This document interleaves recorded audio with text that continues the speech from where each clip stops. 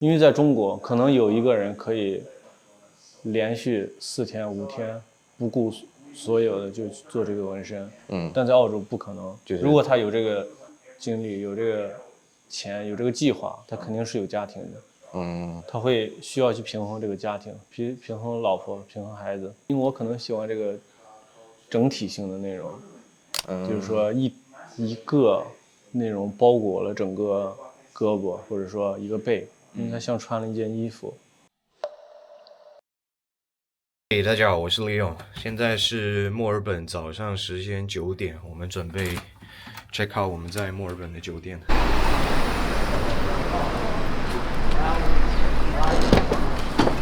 Hey, morning. 这次来墨尔本是来采访一个在这里工作的纹身师，他叫做 Evan， 然后他是一个目前专注在亚洲老传统风格的纹身师。然后我们的老观众可能记得，我们去年也是差不多这个时候，也就是复活节的时候，也来墨尔本采访了一个很酷的女孩，叫做 Morrigan。为什么我们老是来墨尔本采访呢？因为墨尔本可以算是澳洲的艺术之都，然后这里有非常多非常优秀的纹身师，然后艺术氛围也非常的好。然后我们这一次要采访的纹身师，他是在 Northcote 的一间叫做 The Black Mark 的纹身店。OK， 我们现在已经到了 Northcote 这个区，然后我听我的好朋友说，他经常会来这边看一些摇滚演出啊，然后 hardcore 的演出什么的，所以听起来也是一个比较多文青或者说摇滚青年汇聚的这么一个区。然后我们现在好像已经到了这个纹身店了。哎 ，hello， 你好，你好，大家，来，我们走。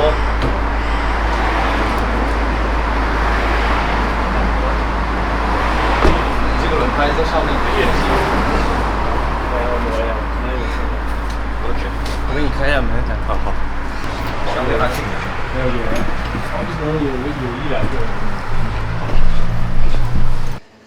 OK， 那 Evan， 你要不要先简单的自我介绍一下？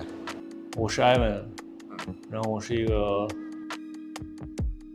传统 Asian 传统纹身师吧，我觉得。亚洲传统。对，但是对。那你是怎么成为纹身师的呢？就是纹身师是你的第一份工作吗？还是说你之前有做过别的东西，然后再转行来做纹身师？纹身师算是第一个，但是我之前在我10几岁的时候，我来了澳洲，我有兼职做过厨师啊，然后再去做纹身师。所以等于纹身师是你的，就是你正式全职工作，就是从直接做纹身师开始。对。那你做了大概多少年了？9年嘛，但是9年了。那当时是什么样的一个契机，就是让你成为纹身师的？你当时在学校里读的是艺术相关的专业吗？还是？我小的时候有在本子上乱画过，但是在学校的话是没有的，因为我来了澳洲以后也没有什么就是这方面了，然后我就回国了以后接触了纹身，然后再去专业学的画画，然后再去真正做纹身。这样就是你可能后来专门去学了纹身，但是你本来在读书的时候就是学的东西可能是跟这个纹身是没什么联系性。对，你刚刚提到你是回中国学了纹身，然后再来澳洲。对，我在中国学的纹身，开始的纹身。那你当时有在中国做过纹身师吗？有过，但是不多。虽然你在中国的纹身的时间不长，但是我觉得你应该也能够感受到澳洲和中国2个纹身市场的一些区别。在中国的话，可能大家都喜欢纹一些有现实意义的，家人、朋友，或者说很认真的表达想念，表达亲情，表达一些纪念意义。但是在澳洲，可能某些人就纹得很疯狂，只是一个观点，就比如说看什么不顺眼，他就可以纹一个东西，只是一句话，很简单的一句话，对。但是在中国人可能不会，因为中国人可能更慎重，澳洲人更随意，所以澳洲经常有这种 flash day。我自己的观察也是类似的，就是好像中国纹身的时候，很多人都在追求就是意义。我纹一个东西得要有什么意义，然后可能他们不会那么轻易的去纹一个就是单纯好看的东西，但是可能澳洲相对来说就是这个东西好看，我喜欢我就给它纹了。有时候都不是好看，可能是丑，对，可能就是有笑点，也有可能。对，因为澳洲的一些纹身展，它可能有一个最搞笑纹身展的比赛，最坏纹身展的比赛也同样也有很多人去参加，因为他们可能当时纹的这个契机就是因为它好笑、好丑。对，一般我先洗手，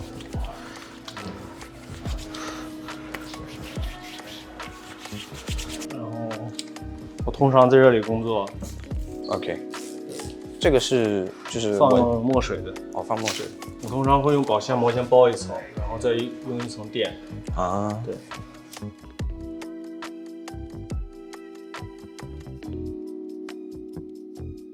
OK， 那你就是你前面提到你当时有专门回中国去学习纹身了，那你当时学习的历程具体学了哪些东西可以分享一下？当然了，刚开始的时候就是学习这个纹身怎么样操作。怎么样消毒？怎么样做更好的纹身？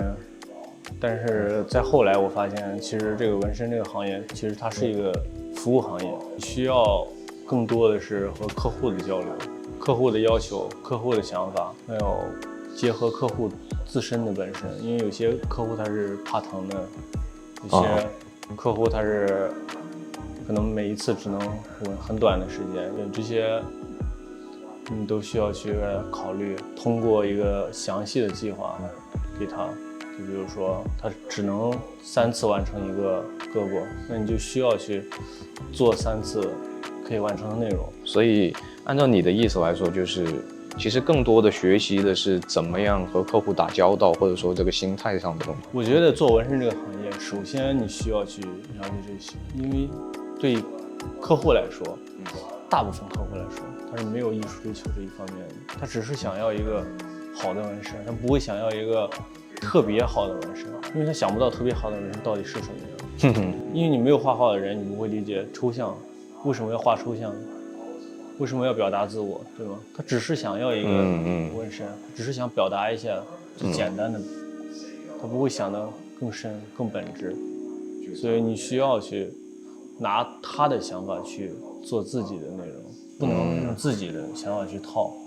对，就我的理解，就比如说，可能这个客户他就是想纪念一下他的小狗，他就说我要纹一个我的小狗在身上，你就给他纹出来就好，你就别说啊，你这个小狗可以点缀一下，怎么着的，好像就有点就是加上一些艺术性的东西，好像也没那个必要，就是按照他的想法给他纹上去就行了。如果做小面积纹身，我觉得是可能它是可以，但是大面积纹身因为时间太长，你各方面你不是一个人时间，可能是一个家庭。你一个爸爸来做纹身了，那孩子怎么办？那狗怎么办？那这个家庭怎么办？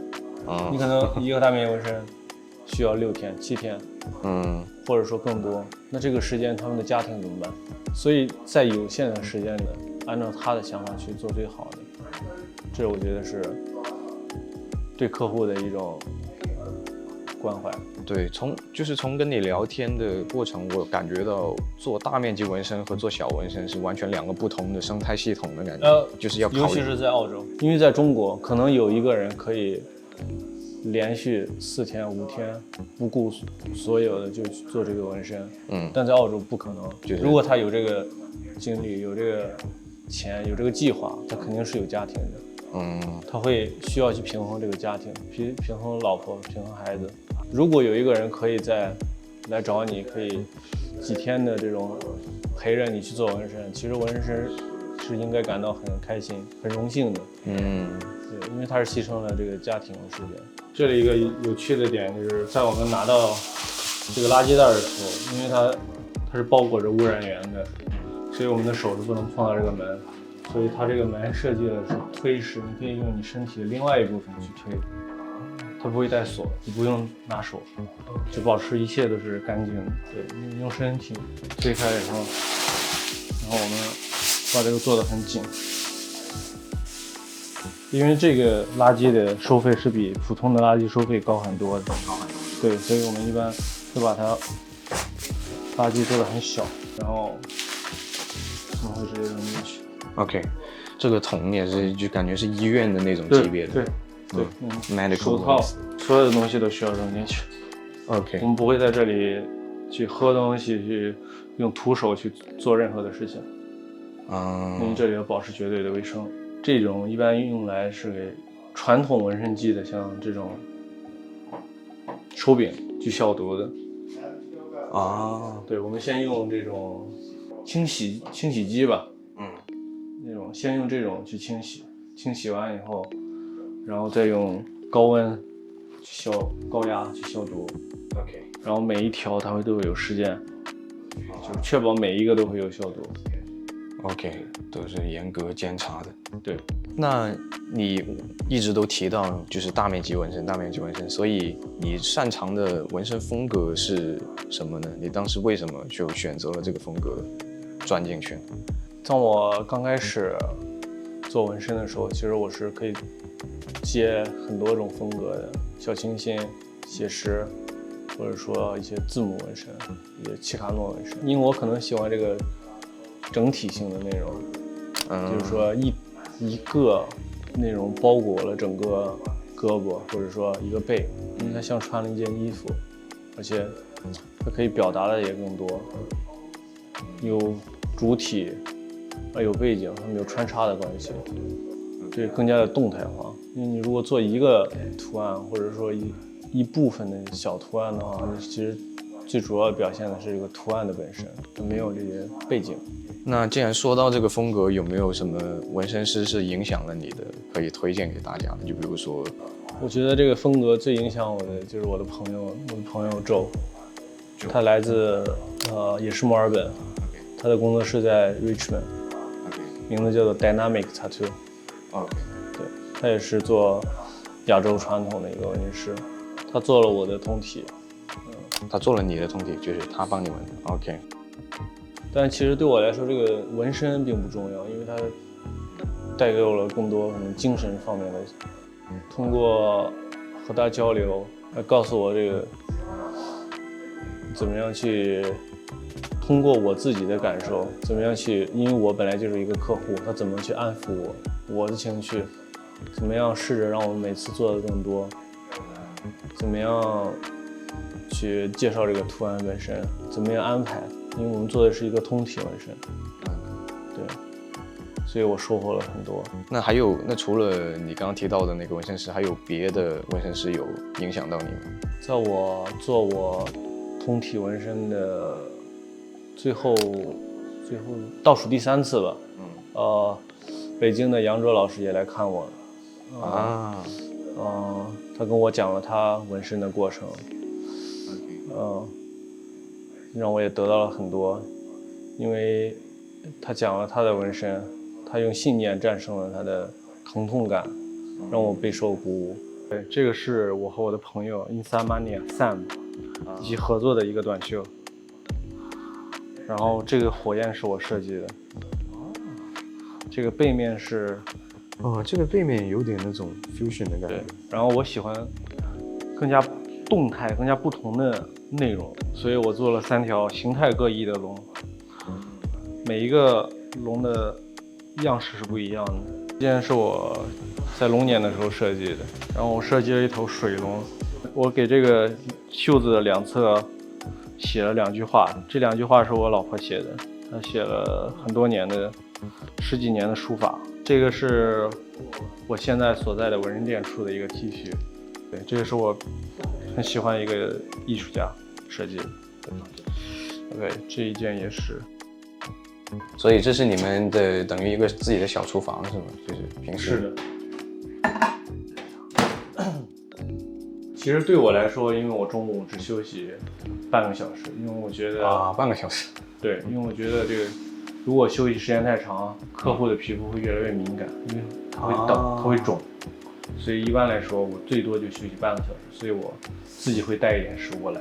OK， 那接下来就是我们的最后一个问题，你为什么喜欢纹身？在我刚开始的时候，是喜欢这个纹身图案的本身，或者说他想表达一点什么，但是长时间看来，其实我更喜欢纹身的这个过程，因为这个过程你会收获很多，你会得到很多。